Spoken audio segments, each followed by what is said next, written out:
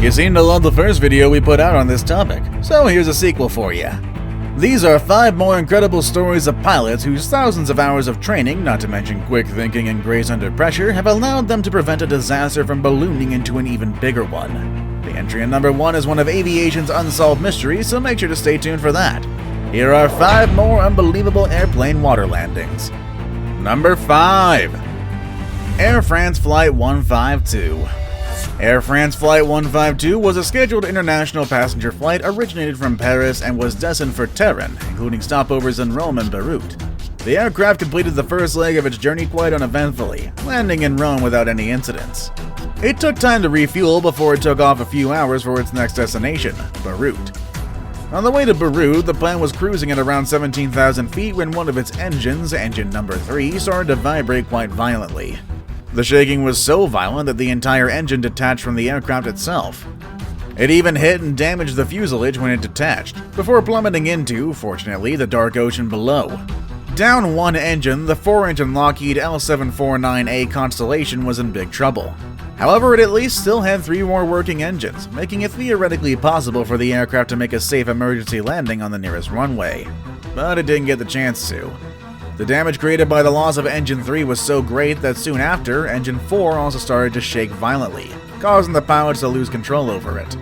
They were clearly in dire straits as the aircraft wasn't designed to fly on 2 engines alone. Lacking power, the aircraft rapidly started to lose altitude.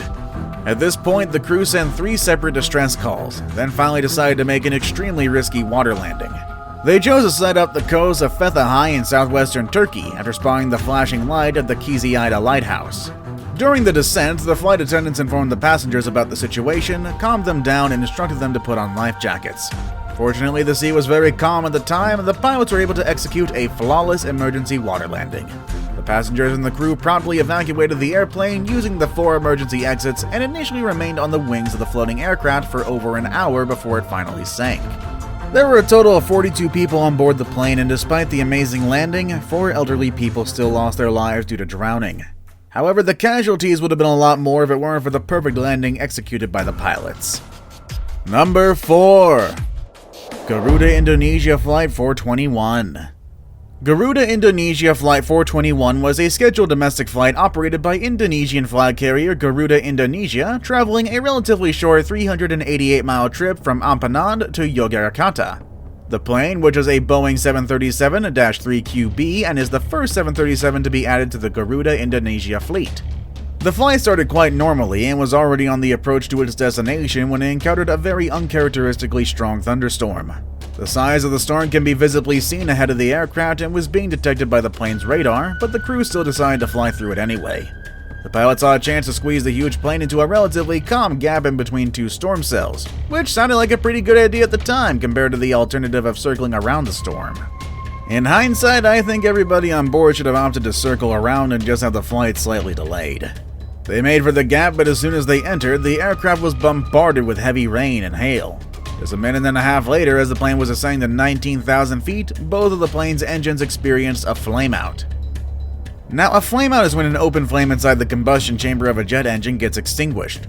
The loss of flame can have a variety of causes, such as fuel starvation, excessive altitude, compressor stall, foreign object damage deriving from birds, hail, or volcanic ash, severe precipitation, mechanical failure, or very cold ambient temperatures caused by, you've guessed it, severe weather conditions. The crew, of course, worked frantically to reignite the engines but were unsuccessful. They tried 2 more times but with the same result. At this point, they also lost all electrical power to the aircraft. They tried to start the auxiliary power unit, but that too failed. At this point, the 737 was effectively a glider.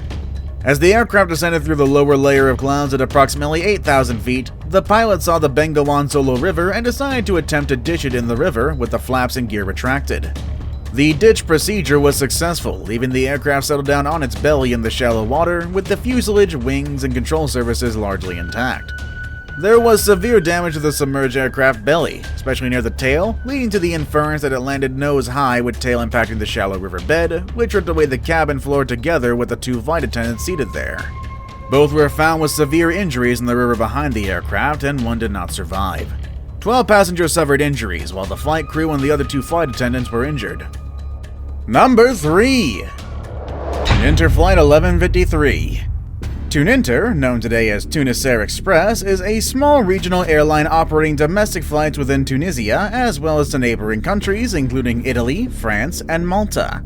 Since its founding in 1991, the core of Tuninter's fleet has long consisted of French-made Avions de Transport Regional ATR-72 and ATR-42 twin-turboprop airliners with room for 70 and 48 passengers respectively. Tuninter found it easy to operate both models, which have a common type rating, allowing pilots to fly either one with minimal additional training, as well as a wide variety of interchangeable components, which brought down maintenance costs. All these cost-effective measures, however, didn't really translate into safe flights, as you will soon discover. On the 6th of August 2005, an ATR-72 carrying vacationers to the Tunisian island of Djerba unexpectedly lost power on both engines while flying over the Mediterranean Sea. After trying and failing to relight the engines, the pilots were forced to ditch the plane off the coast of Sicily, resulting in a catastrophic breakup of the aircraft that caused 16 of the 39 people on board to lose their lives. Italian investigators working to solve the case soon found that there was nothing wrong with the engines. No, the plane had actually run out of fuel halfway through the flight. The inexplicable lack of fuel turned out to be the culmination of a lengthy comedy of errors that started in a maintenance workshop the previous day and quickly spiraled out of control.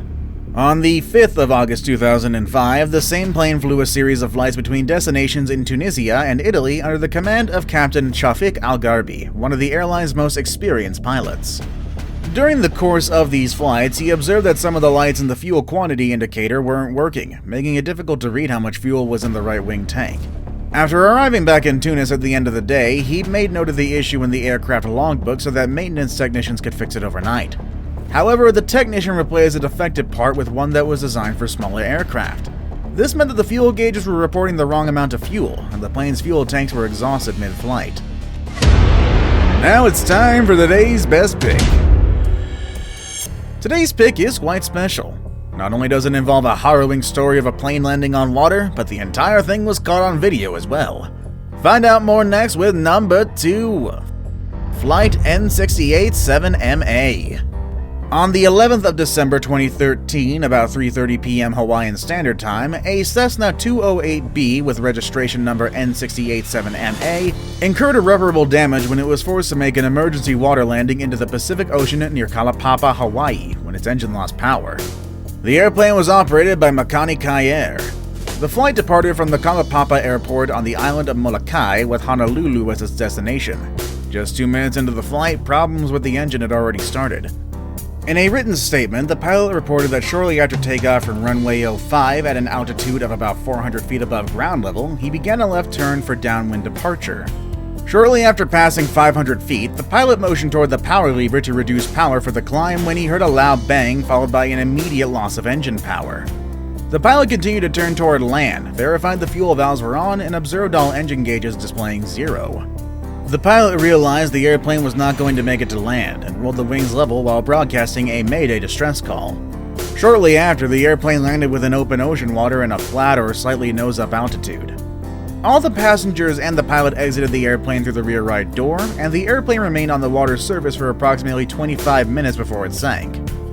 One passenger swam to shore, and then the United States Coast Guard and Maui fire and rescue helicopters recovered the pilot and 7 passengers from the water about 80 minutes after the ditching.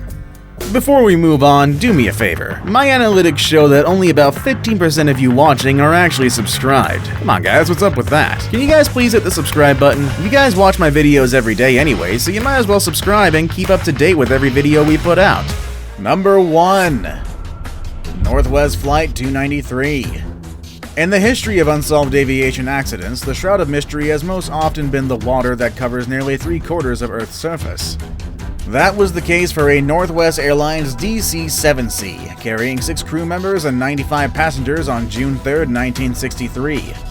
Flight 293 was a charter, transporting members of the military and their families, as well as Department of Defense employees, from McChord Air Force Base near Tacoma, Washington, to Elmendorf Air Force Base near Anchorage, Alaska. During the first half of the trip, radio communications indicated an uneventful flight.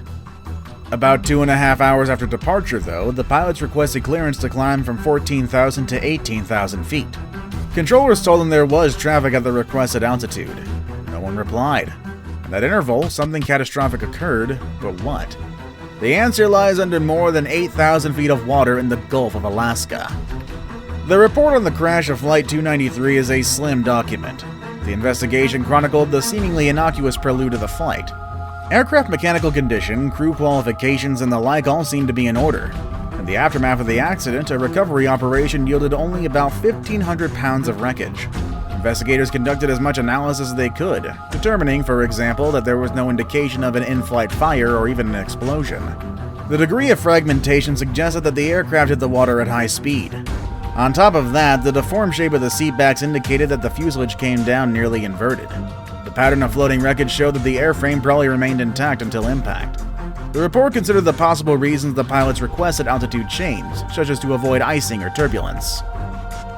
With that in mind, do you know of any more unbelievable airplane water landings? Let us know down below in the comments. Also, make sure to check out part 1 of this video, as well as the channel's other amazing videos. As always, thank you all for watching, and I'll see you all next time. Later, everybody.